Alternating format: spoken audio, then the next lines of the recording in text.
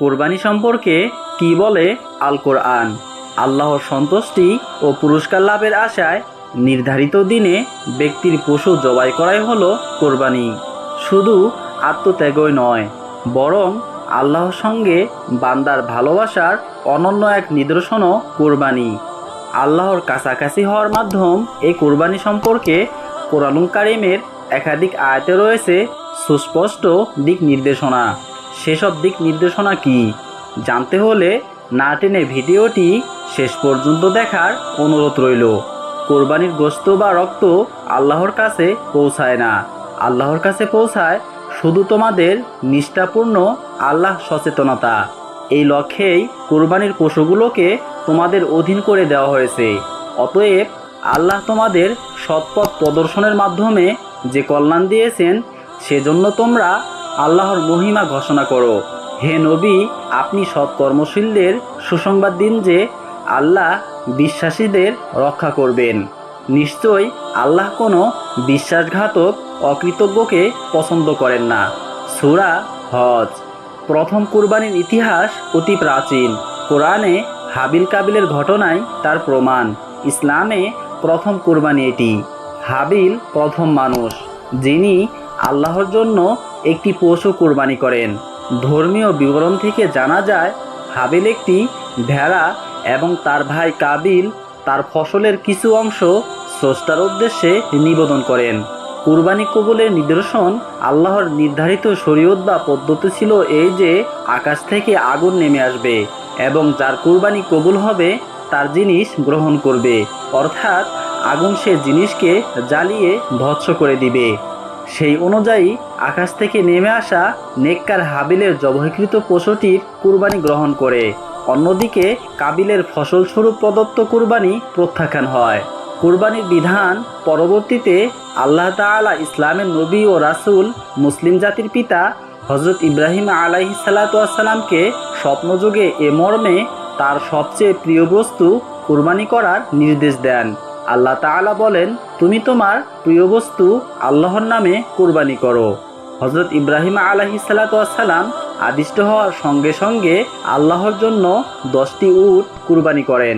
কিন্তু পুনরায় তিনি কুরবানি করার জন্য আদেশপ্রাপ্ত হন। তখন তিনি আবারও 100টি উট কুরবানি করেন। তারপরেও তিনি একই আদেশ পেয়ে ভাবলেন, আমার কাছে তো এই মুহূর্তে সবচেয়ে প্রিয় বস্তু হলো পুত্র ইসমাইল আলাইহিস সালাতু ওয়াস সালাম, এছাড়া আর কোনো প্রিয় বস্তু নেই। তখন তিনি হযরত ইসমাইল আলাইহিস সালাতু ওয়াস সালামকে কুরবানি করতে মিনার উদ্দেশ্যে রওনা করেন।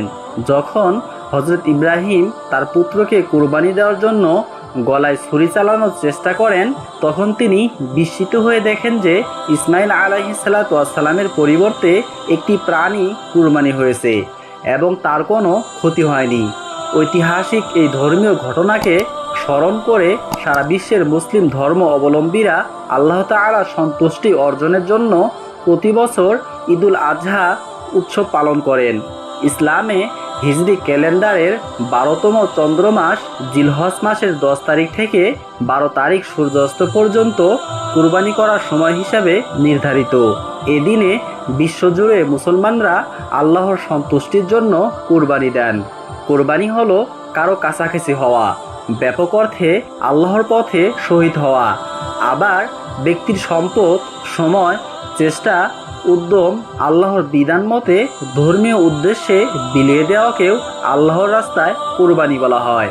পশু কুরবানির মাধ্যমে মানুষ আল্লাহর প্রিয় হয় বা কাছাকাছি হয়। কুরবানি ইসলামের বিধান, ধর্মীয় ঐতিহ্য ও সাংস্কৃতিক উত্তরাধিকার। কুরবানি বা আজহাকে ইসলামী বিধান হিসাবে উল্লেখ করা হয়েছে, যা পবিত্র ঈদুল আজহার উৎসবকালে আল্লাহ তাআলার জন্য পশু উৎসর্গের মাধ্যমে প্রতিপালন করতে হয়। পবিত্র কোরআনুল কারীমের অনেক জায়গায় কুরবানি সম্পর্কে সুস্পষ্ট দিক নির্দেশনা উঠে এসেছে। আল্লাহ তাআলা বলেন, আর হজ ও উমরা আল্লাহর জন্য পূর্ণ করো। এরপর যদি তোমরা আটকে পড়ো, তবে যে পশু সহজ হবে তা জবাই করো। আর তোমরা তোমাদের মাথা মুন্ডন করো না, যতক্ষণ না পশু তার যথাযথ স্থানে পৌঁছে। আর তোমাদের মধ্যে যে অসুস্থ কিংবা তার মাথায় যদি কোনো কষ্ট থাকে তবে রোজা কিংবা সদকা অথবা পশু জবাহের মাধ্যমে ফিদিয়া দিবে। আর যখন তোমরা নিরাপদ হবে তখন যে ব্যক্তি উমরার পর হজ সম্পাদনপূর্বক তামাত্তু করবে তবে যে পশু সহজ হবে তা জবাহ করবে। কিন্তু যে তা পাবে না তাকে হজে 3 দিন এবং যখন তোমরা ফিরে যাবে তখন 7 দিন রোজা পালন করবে। এই হলো পূর্ণ 10 দিন। এই বিধান তার জন্য যার পরিবার মসজিদুল হারামের অধিবাসী নয়। আর তোমরা আল্লাহকে ভয় করো এবং জেনে রাখো নিশ্চয়ই আল্লাহ শাস্তিদানে কঠোর। সূরা বাকারা। অন্যত্র ইরশাদ করেন, আর তুমি তাদের কাছে আদমের 2 ছেলের অর্থাৎ হাবিল কাবিলের সংবাদ যথাযথভাবে বর্ণনা করো যখন তারা উভয়ে কুরবানি পেশ করলো। এরপর তাদের একজন থেকে কুরবানি গ্রহণ করা হলো আর অপরজন থেকে গ্রহণ করা হলো না। সে বলল, অবশ্যই আমি তোমাকে হত্যা করব। অন্যজন বলল, আল্লাহ কেবল মুত্তাকিদের থেকে গ্রহণ করেন। আল্লাহ তাআলা অন্যত্র ইরশাদ করেন, কুল ইন্না সলাতি ওয়া নুসুকি ওয়া মাহইয়ায়া ওয়া মামাতি লিল্লাহি রাব্বিল আলামিন লা শারীকা লাহু ওয়া বিযালিকা উমিরতু ওয়া আনা আউয়ালুল মুসলিমিন। অর্থাৎ বলুন, নিশ্চয়ই আমার নামাজ, আমার কুরবানি, আমার জীবন ও আমার মরণ আল্লাহর জন্য, যিনি সব সৃষ্টির রব, তার কোনো শরিক নেই এবং আমাকে এরই নির্দেশ প্রদান করা হয়েছে। আর আমি মুসলমানদের মধ্যে প্রথম। সূরা আনআম।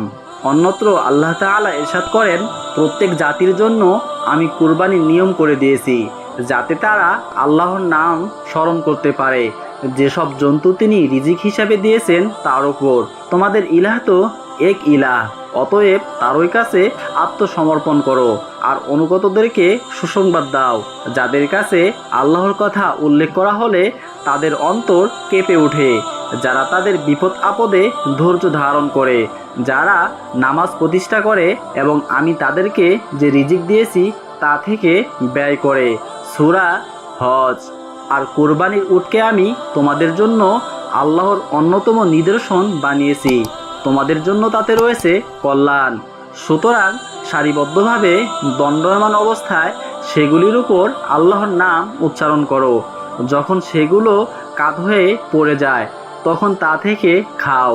যে অভাবী মানুষের কাছে হাত পাতে না এবং যে অভাবী চেয়ে বেড়ায় তাদেরকে খেতে দাও। এভাবেই আমি ওগুলোকে তোমাদের অনুগত করে দিয়েছি যাতে তোমরা কৃতজ্ঞতা প্রকাশ করো। সূরা হজ।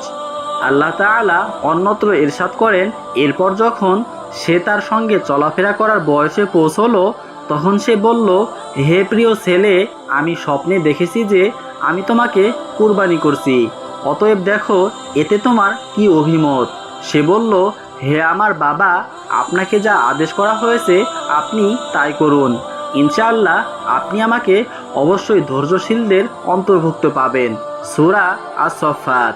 আল্লাহ তাআলা অন্যত্র ইরশাদ করেন, নিশ্চয়ই এটা সুস্পষ্ট পরীক্ষা আর আমি এক মহান কুরবানির বিনিময়ে তাকে মুক্ত করলাম আর তার জন্য আমি পরবর্তীদের মধ্যে সুখ্যাতি রেখে দিয়েছি।